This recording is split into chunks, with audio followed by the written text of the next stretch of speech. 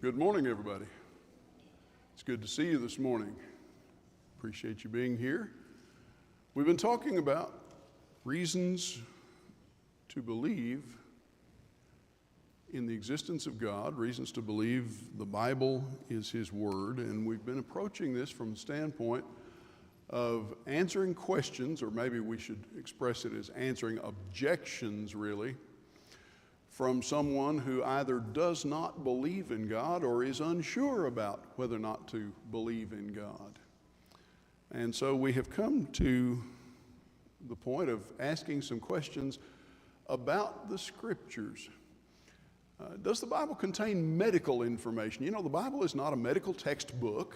It's not a scientific textbook. It's not a history textbook, but it contains historical information. It contains information that could be described or that refers to scientific and medical things and so forth. Does the Bible contain medical information that was unknown in ancient times that would support divine authorship? It absolutely does. Well, look at Genesis chapter 17 and verse 12. Let's look at some illustrations of this.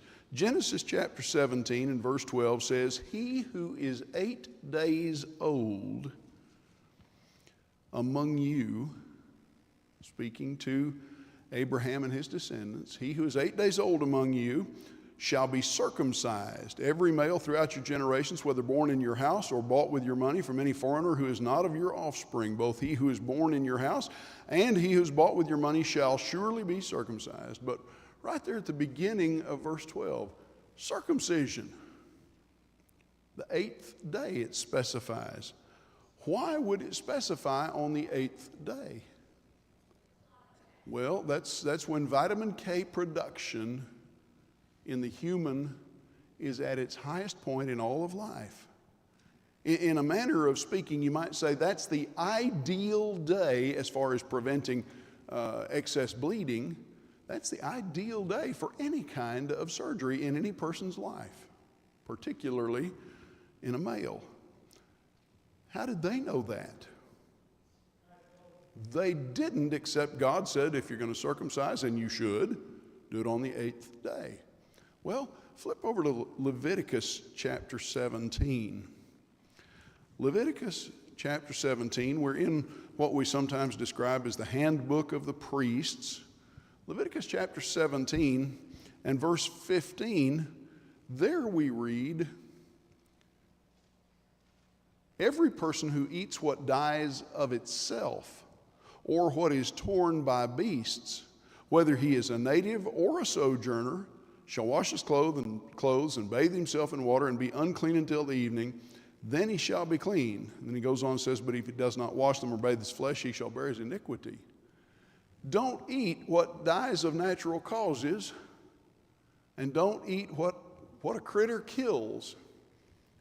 I used to watch a program in the evenings, just entertainment before I'd go to bed, about a family living in Alaska. Alaska, the last frontier. Some of you might have been familiar with it. And one of the curious things to me was that one of the individuals there was not averse to picking up fresh roadkill to eat. Now, he did make it a point that it had to be something that was fresh.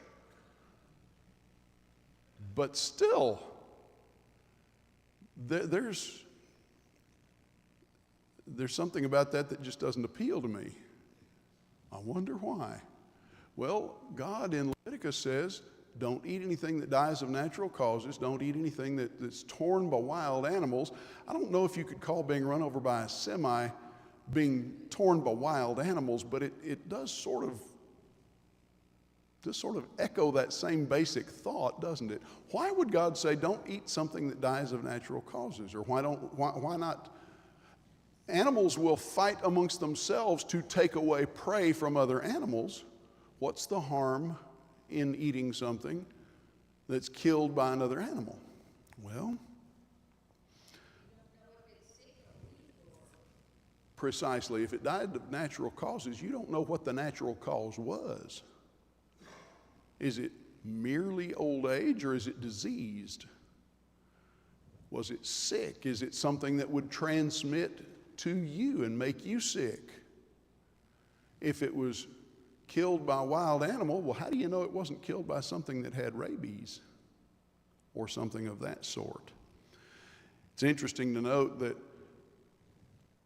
in all 50 states, slaughterhouses are prohibited from accepting for slaughter any kind of animal that was found dead.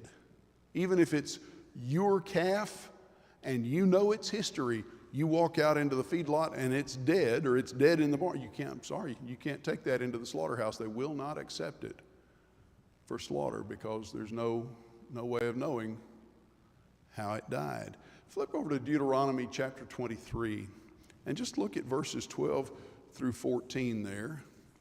Deuteronomy 23, you start at verse 12, and there the scripture says, "You shall have a place outside the camp, and you shall go out to it, and you shall have a trowel with your tools.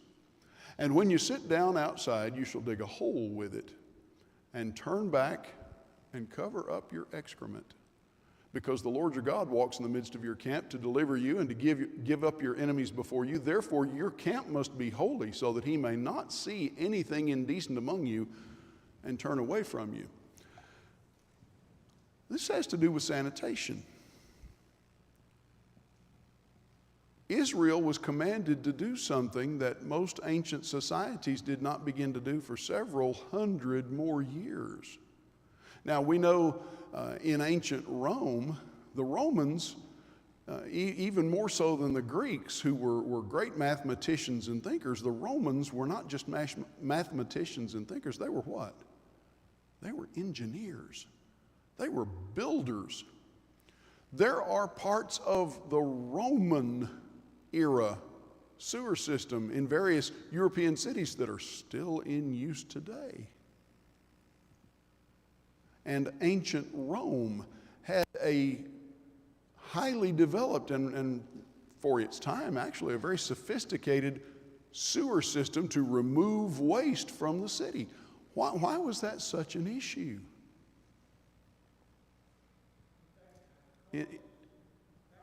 Infection and disease.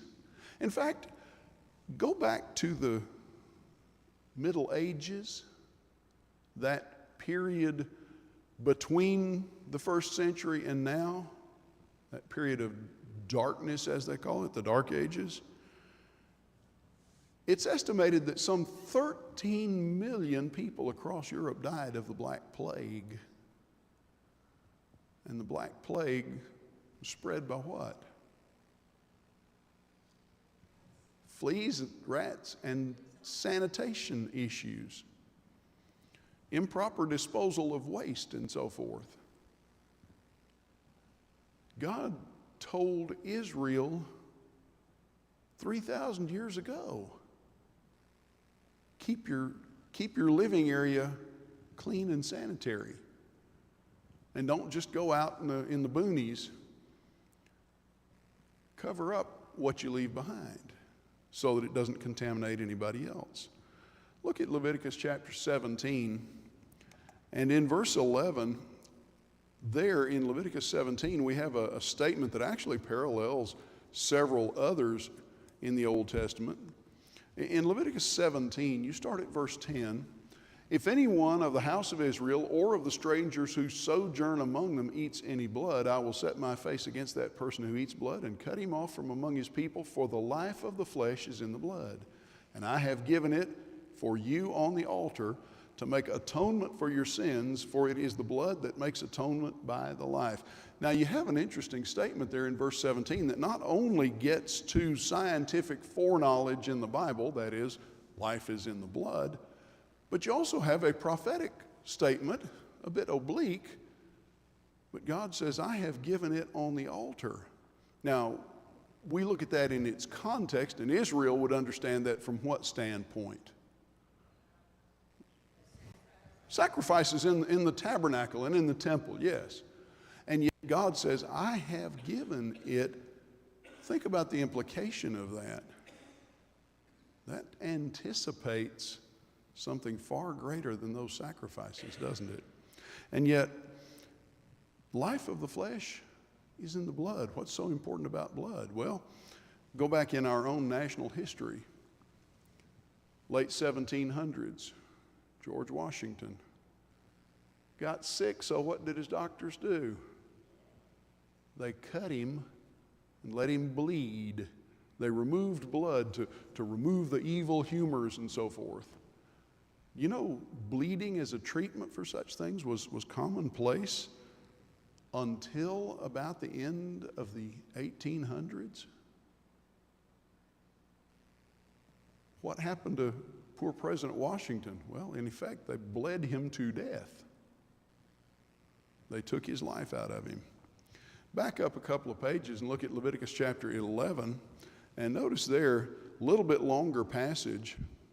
In verses 2 through 7, there we find this instruction. Speak to the people of Israel, saying, these are the living things that you may eat among all the animals that are on the earth, whatever parts the hoof and is cloven-footed, and chews the cud among the animals you may eat. Nevertheless, among those that chew the cud or part the hoof, you shall not eat these. The camel, because it chews the cud but does not part the hoof, is unclean to you. And the rock badger, because it chews the cud but does not part the hoof. The rock badger is unclean to you. And the hare, because it chews the cud but does not part the hoof, is unclean to you. And the pig, because it parts the hoof and is cloven-footed but does not chew the cud, is unclean to you. You shall not eat any of their flesh, and so on. Why did God specify these particular animals as not being allowable for Israel? That animals that had a divided rumen or chewed the cud. Why did God exempt these from their diet? Well, more specifically, it's not just bacteria, but more specifically, they're known to carry trichinosis, which, if the meat is not cooked correctly, causes problems for humans. By the way, something else that would fall into this category, not really an issue for Israel because of where they lived, you know, bears would fall into that same category as well. Continue on in Leviticus chapter 11 and just look at verses 9 through 12 now. And there, I have to flip the page for that, but there he goes on and says, these you may eat of all that are in the waters. Everything in the waters that has fins and scales, whether in the seas or the rivers, so salt water or fresh water, if it has fins and scales, you can eat it. But anything in the seas or rivers that does not have fins and scales, of the swarming creatures in the waters and of the living creatures that are in the waters, is detestable to you. You shall regard them as detestable. You shall not eat any of their flesh. You shall detest their carcasses. Everything in the waters that does not have fins and scales is detestable to you. Well, only aquatic life that has fins and scales. Anything that is smooth-skinned or does not have fins or both, off limits. Well, they couldn't eat catfish. Catfish don't have scales. But what else would that include? Well, lobster, shellfish, shrimp, clams and oysters and so forth. Not so much here, but in parts of Europe, eel is considered a delicacy. I have to confess, eel doesn't appeal to me even a little bit. It just doesn't appeal. There's a whole variety of aquatic life that is prohibited in the Hebrew diet. Now, it's interesting, in information provided by the military during the era of World War II, particularly for those who served in the South Pacific. The Navy provides this information. It says that all of the important fish with poisonous flesh, think pufferfish and things of that sort, stuff that will kill you, all of the significant ones lack ordinary scales. They're covered with bristles or spiny scales. They have sharp spines. They're encased in a box-like covering. Some are naked skinned. Well, if you're living in the South Pacific, that's useful to know that those are toxic fish. Well, go back to verse 3 for just a moment and notice there at verse 3, whatever parts the hoof, cloven-footed, chews the cud, among the animals you may eat. Now skip down to verses 29 through 31 there in Leviticus chapter 11. And he says there, if any animal which you may eat dies, whoever touches its carcass shall be unclean until the evening. Whoever eats of its carcass shall wash his clothes and be unclean until the evening. Whoever carries the carcass shall wash his clothes and be unclean until the evening. Why would that matter?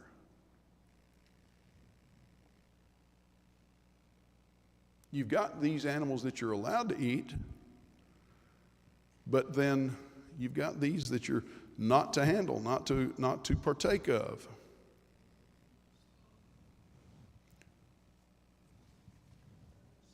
It contaminates you. Now back up and look at the previous paragraph, and before we get to that, these are unclean to you among the swarming things that swarm on the ground: the mole rat, the mouse, the great lizard of any kind, the gecko, the monitor lizard, the sand lizard, the chameleon. They're unclean. Don't touch them. Why those? We understand things that have died on their own, but why these creatures? Anybody ever play with lizards when you were little? Nobody? Okay, a few of us. Frogs? Yeah, you surprise a frog and he'll leave a wet spot on you.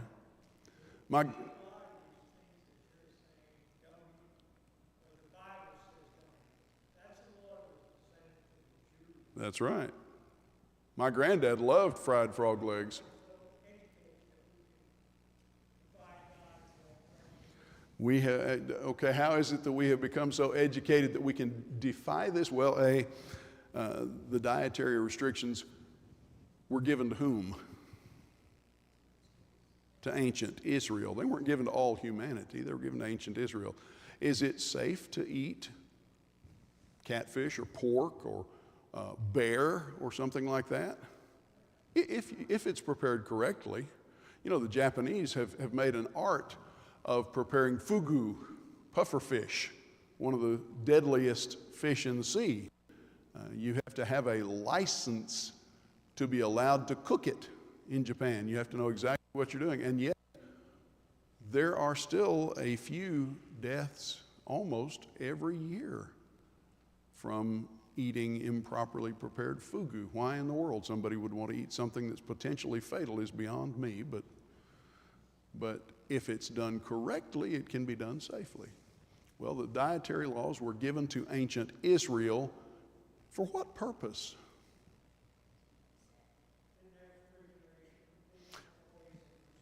Didn't have refrigeration, didn't have ways of preserving or preparing consistently. That's preparation. But on top of that, what effect would having these dietary restrictions have for Israel in the world society?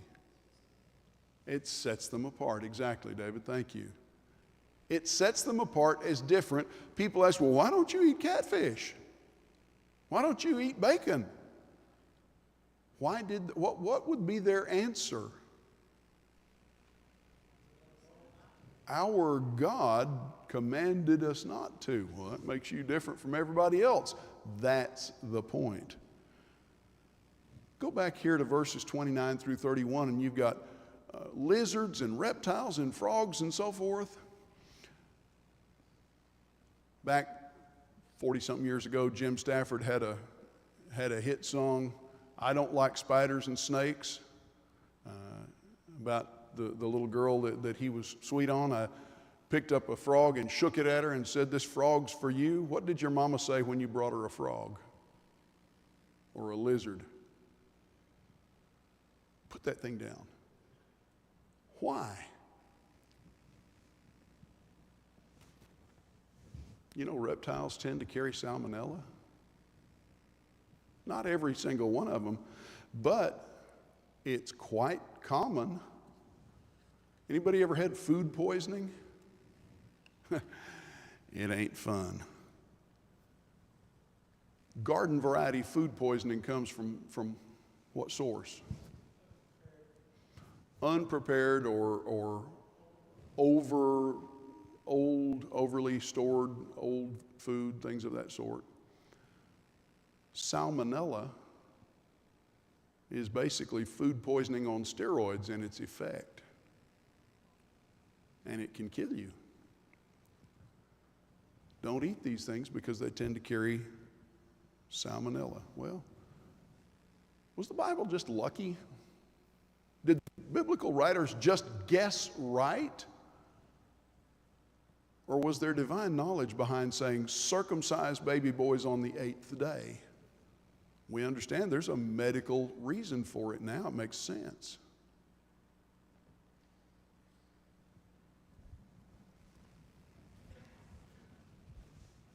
Ma'am, he's in here. He's in here. You're welcome. I could see that you couldn't see him sitting there. Was the Bible just lucky, or is there divine foreknowledge there? Is it just luck, or is there something more to it in prohibiting Israel from eating animals that died of natural causes? Is it just dumb luck, or is there divine foreknowledge in the command to maintain a sanitary environment as far as waste is concerned? What about dealing with blood? Life is in the blood. Is that just dumb luck, or is that divine foreknowledge? How about dealing with reptiles and fish and so forth? Again, are the biblical writers, was Moses just prescient? Or is there divine foreknowledge? I think we know the answer to that. But for someone who does not believe or accept the authority of the Bible, oh, well, you know, it's not scientifically accurate and whatnot. Well, now, wait a minute. Let's look at the evidence.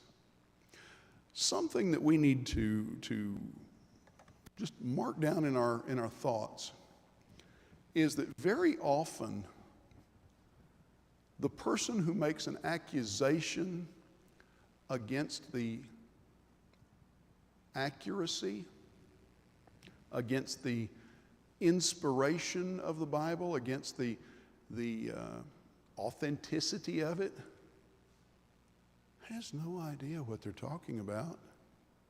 They're just parroting what they've heard from someone else. And it's convenient because it accords with what that person wants to do. Well, I don't have to do that because I don't believe the Bible. The Bible's not accurate. The Bible's not scientific. The Bible's not historic. Really? Can you show me some examples of that? Can you show me some evidence of that? I can show you some evidence where it is accurate, where it is scientifically and archaeologically and so forth accurate. Does the Bible contain prophetic evidence? You know, there is an argument to be made that fulfilled biblical prophecy is, by volume, the strongest argument you can make in favor of the inspiration, the authenticity, the authority of the Bible. Well, is there any prophetic evidence of divine foreknowledge? Absolutely. Look at Jeremiah chapter 29 and verses 8 and 9 there. In Jeremiah chapter 29, there, the prophet Jeremiah tells us basically the same thing that Moses had said long before in the book of Genesis in chapter 18.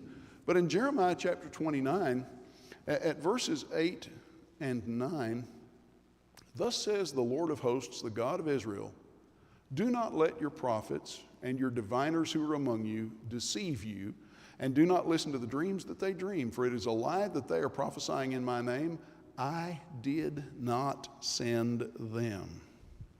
Now, go back and look at Deuteronomy chapter 18, and there Moses makes the point that if a prophet prophesies something and it doesn't take place, you're not to believe that prophet. You're not to accept him as legitimate. You pick up at verse 15, and this is not on the slide there. The Lord your God will raise up for you a prophet like me from among you, from your brothers. It is to him you shall listen, just as you desired of the Lord your God at Horeb on the day of the assembly, when you said, let me not hear the voice of the Lord my God or see this great fire anymore, lest I die. The Lord said to me, they are right in what they have spoken. I will raise up for them a prophet like you from among their brothers, and I will put my words in his mouth, and he shall speak to them all that I command. Now listen, he says here in verse 19, whoever will not listen to my words that he shall speak in my name, I myself will require it of him. But the prophet who presumes, here we are back in Jeremiah now. This gets to what Jeremiah said. The prophet who presumes to speak a word in my name that I have not commanded him to speak, or who speaks in the name of other gods, the same prophet shall die. If prophecy does not come to pass, it doesn't come from God. And yet the Bible is full of prophecy, predictive prophecies, foretelling. Now, full is a relative term. About 4 or 5% of all prophecy in the Bible actually foretells future events. Most prophecy simply repeats what God had already revealed. We would call it preaching. But Moses gives a standard here in Deuteronomy that has no wiggle room. If a prophet prophesies something and it doesn't happen, what do you know about that prophet? He's a fraud. He's a fake. God's not speaking by him. And if God's not speaking by him, don't pay any attention to him.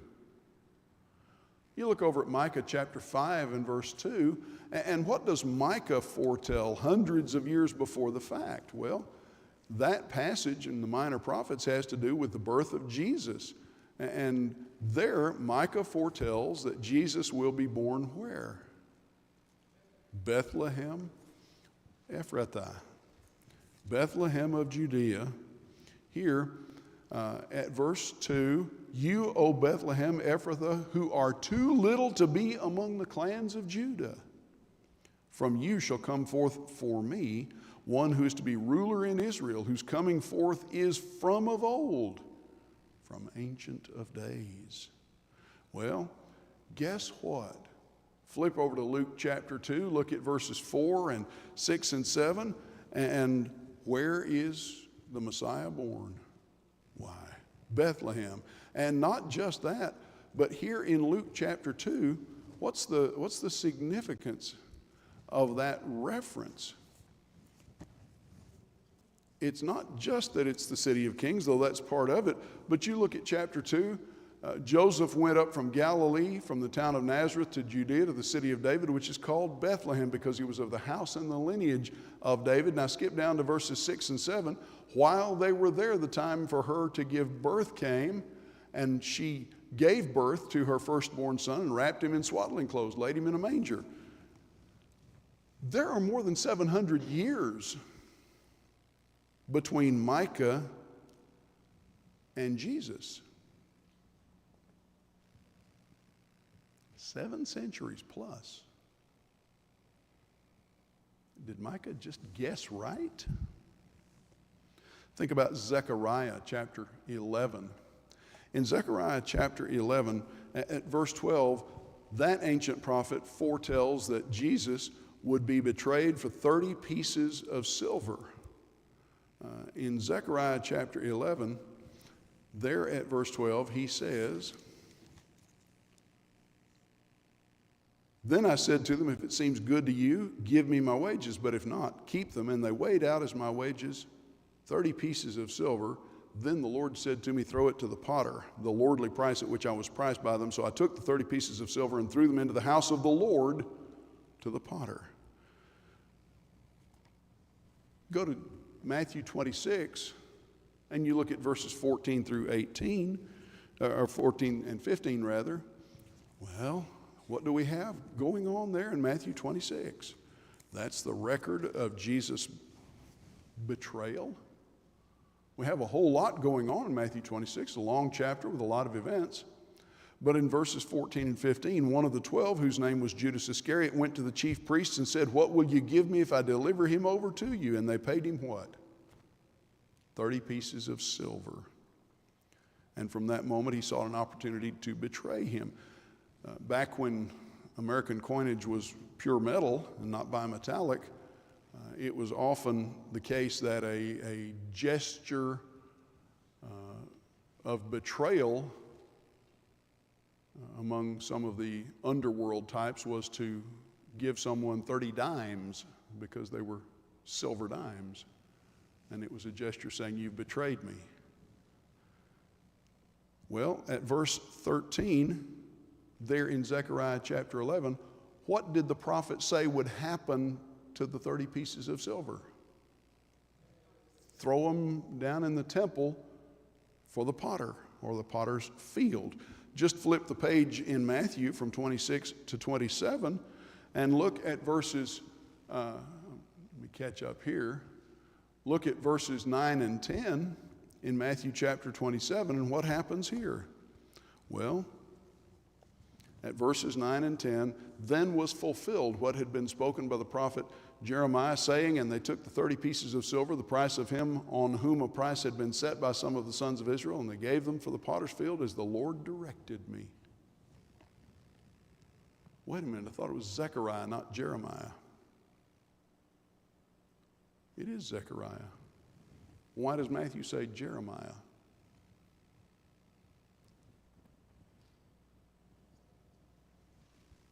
One thing to note is that it's not a mistake.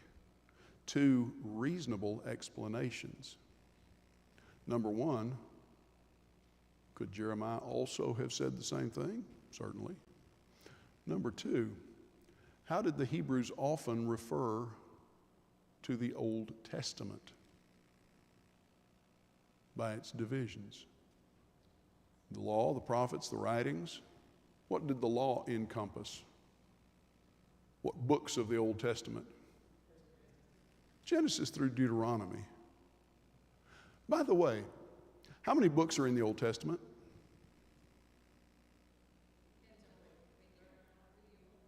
"39 in the English and modern languages.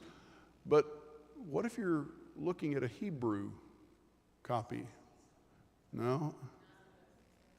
22. How do you get from 22 to 39? It's the same information, same writing. How do you get from 22 to 39? Or maybe I should ask, how do you get from 39 down to 22? Okay, they combine books. There are no minor prophets in the Hebrew Old Testament. The material is there, but it's one book called the 12. That takes you from 39 down to 27.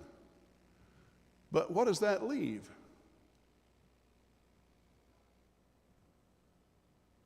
Isaiah, Jeremiah, Ezekiel, Daniel, the prophets. Combine them all together and you get down to 22 books.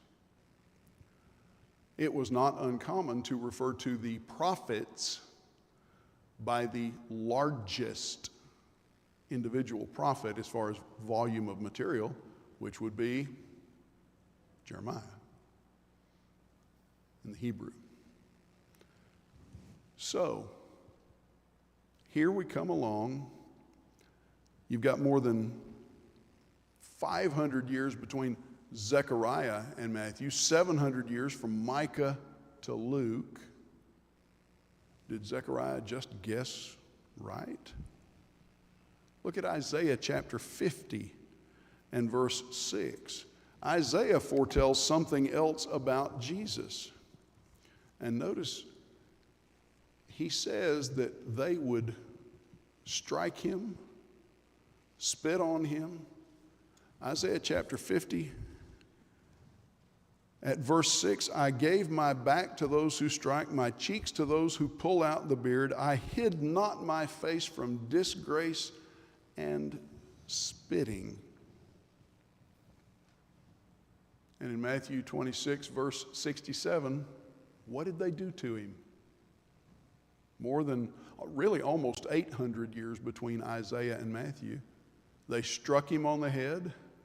They spat in his face. They disrespected him in a variety of ways. Go over to Psalm 22. And we look at Psalm 22 in a lot of different ways, a lot of different details there. But in verse 16, in Psalm 22, dogs encompass me. A company of evildoers encircles me. They have pierced my hands and feet. Now, in that context, who are the dogs? Gentiles. The word dog is used in a variety of ways in the Old Testament, not actually usually in reference to our animals. And those were unclean animals as far as the Jews were concerned. But here it speaks of Gentiles. Who surrounded Jesus when he was on the cross? Up close. That would be the crucifixion squad, the Romans. Who were they? Not Jews. But more specifically, my hands and my feet, they pierced. I can count all my bones. They stare and gloat over me. Go to John chapter 20, and in verses 24 through 29, what do we discover? Lo and behold, when Jesus is crucified, how did they crucify him? And why does this matter? In John chapter 20, you start at verse 24. Now, Thomas, one of the 12, called the twin, was not with them when Jesus came. So the other disciples told him, we've seen the Lord. But he said to them, unless I see in his hands the mark of the nails, and place my finger into the mark of the nails, and place my hand into his side, I will never believe. 8 days later, his disciples were inside again. Thomas was with them. Although the doors were locked, Jesus came and stood among them and said, peace be with you. Then he said to Thomas, put your finger here and see my hands, and put out your hand and place it in my side. Do not disbelieve, but believe. Thomas answered him, my Lord and my God. Jesus said to him, have you believed because you've seen me? Blessed are those who have not seen and yet have believed. Scars, evidence that his hands were pierced, evidence of what had happened.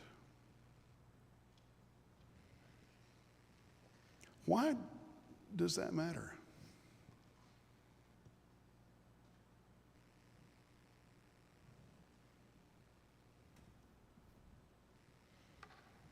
Aside from the fact that it is a confirmation of what the psalmist foretold, what do you know about crucifixion as the Romans practiced it?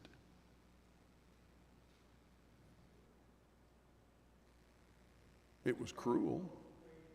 It's cruel. It's a manner of execution that was designed, it was intended, it was calculated to be cruel, to inflict as much suffering prior to death as the individual could experience.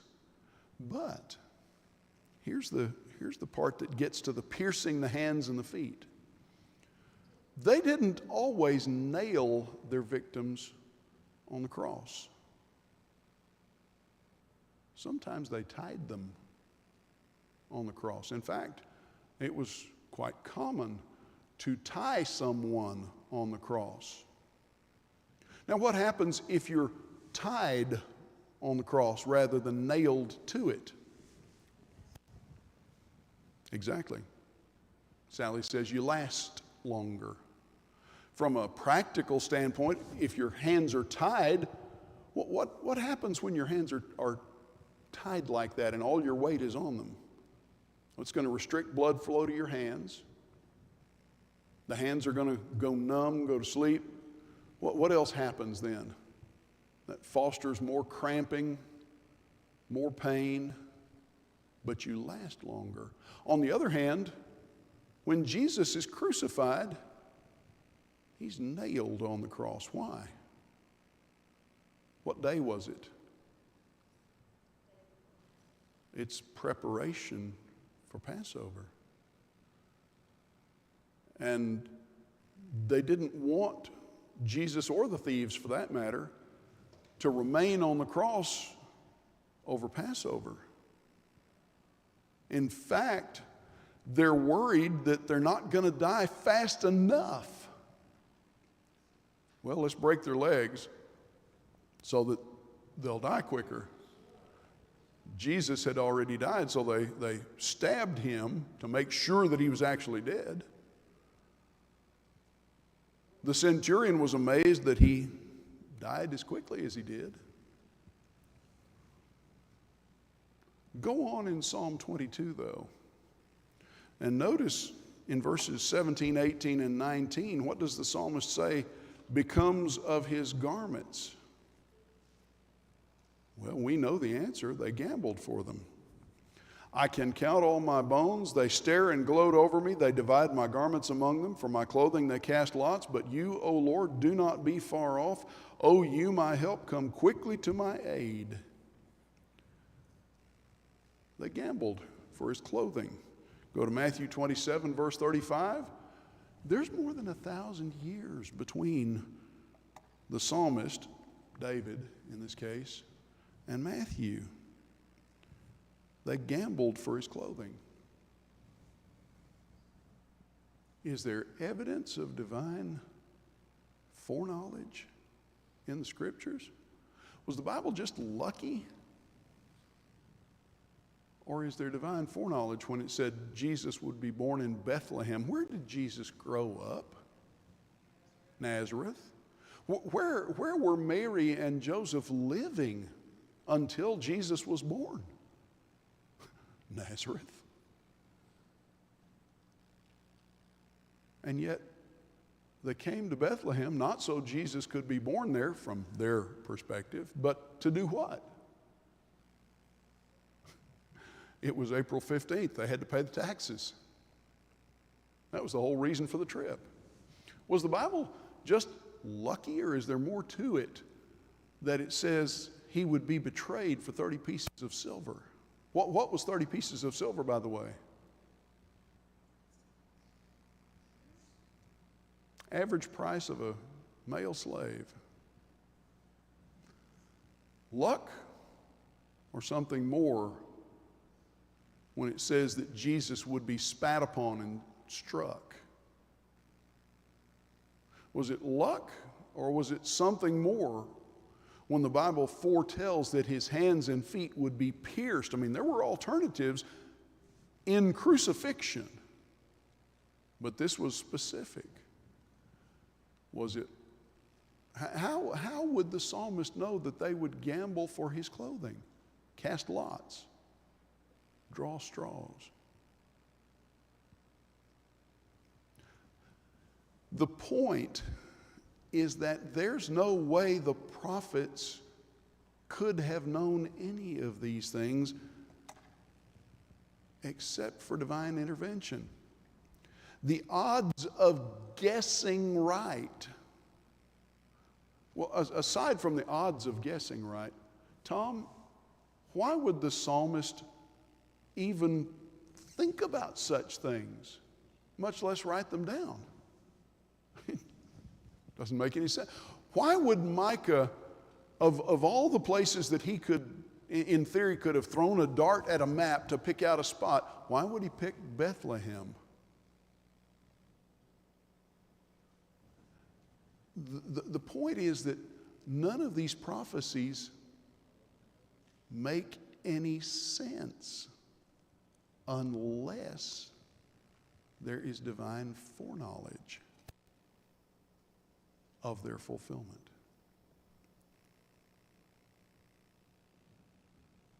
To say that this is just random information